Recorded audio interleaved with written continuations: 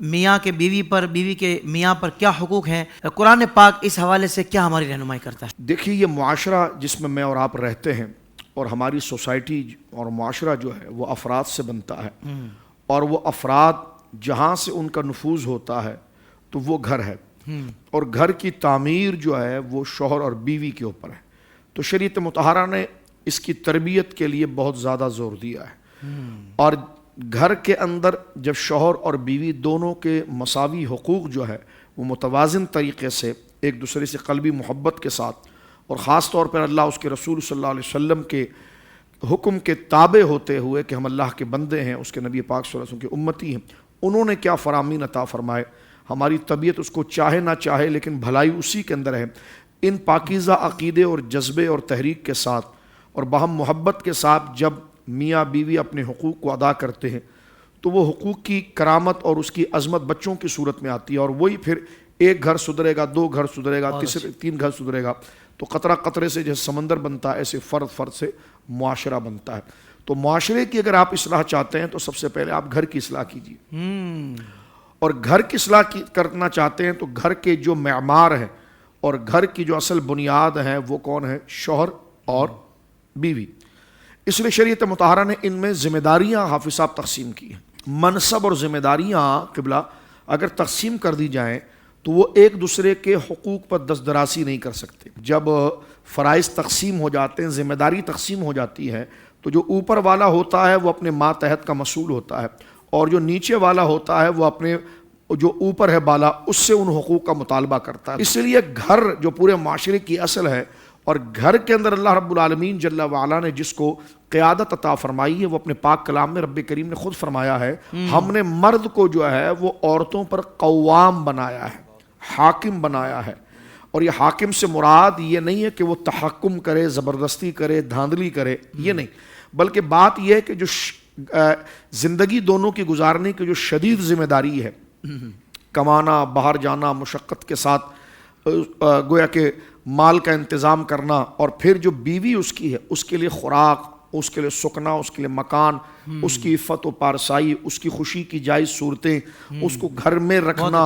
باہر اس کو کسی باہر کی مشقت، باہر کے کسی پریشانی سے روک کر رکھنا، تو یہ کٹھن ترین مرحلہ جو ہے، یہ ذمہ داری جو ہے وہ اللہ رب العالمین جل وعلا نے شوہر کو عطا فرمائی، کہ فرمائی یہ شوہر کو دی۔ اور عورت کو کیا ذمہ داری دی کہ یہ اس کی ذمہ داری ہے کہ وہ تیری عزت کا،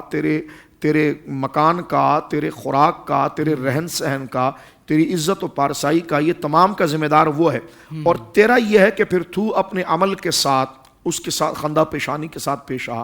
اس کے مرتبے اور مقام کا احترام کر، اور گھر کی جو چار دیواری جس کی تو رانی ہے، ریاست تیرے پاس ہے، اس میں جو گھر میں اولاد ہے ان کی تربیت، مرد کا جو مال ہے اس کی حفاظت، مرد کی تو خود عزت ہے تو پھر اس کی اس عزت کی حفاظت، مرد جس کو پسند نہیں کرتا اور وہ واقعتاً ایسی چیز ہے کہ جو شریعت کے بھی خلاف ہے، تو پھر وہ اس کی تو پارسائی کرنا اور اس خوبی کا مظاہرہ کرنا۔ حضور نے فرمایا عورتوں میں سب سے بہترین عورت وہ ہے کہ جس کو شوہر دیکھے تو اس کو خوشی نصیب ہو جائے، خوشی مل جائے۔ اور سرکار دو عالم صلی اللہ علیہ وسلم نے شوہروں کو بھی حکم دیا، قرآن نے حکم دیا مردوں کو جو عورتوں پر افسر بنایا، ذمہ دار بنایا۔ اب جو ذمہ دار ہوتا ہے نا وہ جلد باز نہیں ہوتا۔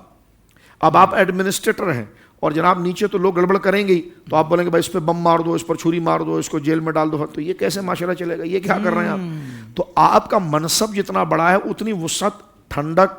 اور درگزری یہ آپ کے اندر ہونی چاہیے۔ کیا کہنے تو یہ تھوڑی ہے کہ شوہر جو ہے کہ شوہر کو تو باندھا گیا اس بات پر خاص طور پر کہ تیری ذمہ داری ہے تو یہ پورا معاملہ تیرے ساتھ چلے گا۔ انجن جب چل رہا ہے ڈبوں کے ساتھ تو اسی پٹری پہ چلے گا، یہ نہیں کہ زیادہ اسپیڈ لگا کے دوسری پٹری پہ چڑھ جائے، ایسا تو نہیں ہو سکتا، تو سارا نظام خراب ہو جائے۔ مثال کے طور پر ہم نے سنا کہ وہ بیگم نے چائے کے اندر چینی کم کر دی تو انہوں نے کپ اٹھا کر پھینک دیا، یہ چینی زیادہ کر دی تو کپ اٹھا کر پھینک دیا، وہ جناب ادھر چیز رکھنی ادھر رکھ، تو میں نے کہا جب تو اتنی نازک کلی ہے تو تو مرد کیسے بن گیا؟ اتنی سی بات پر تو سارا نظام برباد کر رہا ہے، اور تجھے خدا نے قوام بنایا، قوام بمانا افسر، برداشت، تحمل، تو ان کی بے شمار غلطیاں اور خرابیوں کو تو درگزر کر، اور فوراً ایکشن نہیں لے کیونکہ تو حاکم ہے،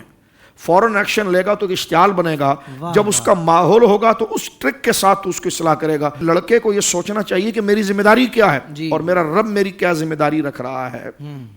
میرے نبی کیا ذمہ داری رکھے اور میں کتنے بڑے مرحلے کے اندر اور قدرت کے کتنے خیر کے کام کا ایک بڑا زبردست معاون مجھے بنایا جا رہا ہے. افزائش نسل ہے اس معاشرے کے اندر, مجھے خیر کے فروغ کے لیے آگے لایا جا رہا ہے. تو یہ پورا نظام میرے ہاتھ میں, میرے سے غلطی ہو گئی تو اس کا اثر ایک معاشرے کے اندر خرابی کا پیدا ہوگا اور جو شر ہے اس میں اضافہ ہوگا. اور مجھے جب اللہ رب العالمین نے یہ حلال طریقہ دیا ہے تو میں جہاں اپنی باطنی طلب کی تکمیل کر رہا ہوں وہاں میں زمین پر اللہ کا نائب بھی تو ہوں. تو اس اعتبار سے میں خیر کو کیسے فروغ کروں گا اور کس طرح میں ان کو سمجھا کر ہر چیز کو تو یہ ساری ذمہ داریاں نفسیاتی طور پر بھی شوہر کے اوپر عائد ہوتی ہے. تو لہذا شوہر کے لیے حقوق ہے اور بیوی کے لیے حقوق ہے کہ اس میں کمزوریوں کو نہ دیکھے اور خاص طور پر مرد نہ دیکھے, کیونکہ وہ قوام ہے, وہ لیڈر ہے, اس کو درجنوں غلطیاں نظر آئیں گی لیکن وہ مرکز کو قائم رکھنے کے لیے اس سے درگزر کرے گا. اور جہاں اصلاح کا موقع دیکھے گا تو اس وقت بر وقت اگر اصلاح سے کوئی انتشار پیدا ہو رہا ہے تو پھر وہ اس کے لیے سلجھا ہوا وقت کہہ کر کہے گا کہ دیکھو تم میرے ٹیم کے لوگ لیکن یہ کام تم نے غلط کیا, دیکھو اس ٹائم. تو وہ ایسی اصلاح ہوگی کہ وہ نظم کی طرف آئے گی اور صلح کی طرف آئے گی. سبحان اللہ, سبحان اللہ.